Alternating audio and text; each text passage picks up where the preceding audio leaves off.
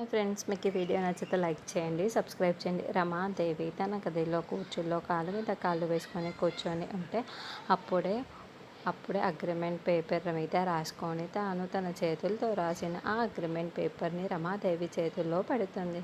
ఆ అగ్రిమెంట్ పేపర్స్ని చామ్ ఎప్పుడైతే రమాదేవి చేతుల్లో పెడుతుందో అప్పుడే రమాదేవి చామ్ వాళ్ళ అమ్మ ఆపరేషన్కి కావాల్సిన డబ్బుల్ని ఆ టేబుల్ పైన పడేస్తూ ఉంటుంది. ఆ చేతిలో తీసుకొని చామంతి థ్యాంక్స్ అమ్మ అంటూ ఏడుస్తూ బయటికి వెళ్ళిపోతూ ఉంటుంది.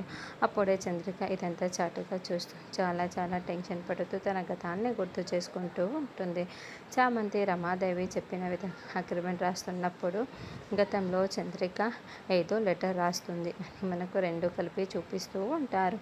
అలా చామంతి డబ్బులు తీసుకొని ఏడుస్తూ వెళ్ళిపోగానే చంద్రిక అక్కడే నిల్చొని ఇదంతా వింటుందన్న విషయం రమాదేవికి ఎప్పుడూ తెలిసిపోయి ఉంటుంది. చంద్రిక అని పిలవగానే చంద్రిక వణికిపోతూ అక్కడికి వచ్చి నిల్చొని ఉంటుంది. చెప్పండమ్మా అని అనడంతో రమాదేవి చేతిలో రెండు పేపర్స్ ఉంటాయి.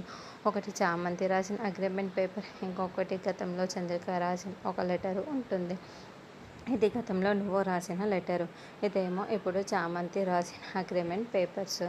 ఇప్పుడు కొత్తగా చామంతి రాసిన ఈ అగ్రిమెంట్ పేపర్స్కి గతంలో నువ్వు రాసిన ఆ లెటర్కి రెండింటికి చాలా దగ్గరి పోలికలు ఉన్నాయన్న విషయం నీకు అర్థమయ్యే ఉంటుంది కదా అని రమాదేవి మాట్లాడుతూ ఉండటంతో చంద్రిక వణికిపోతూ టెన్షన్ పడుతూ వింటూ ఉంటుంది.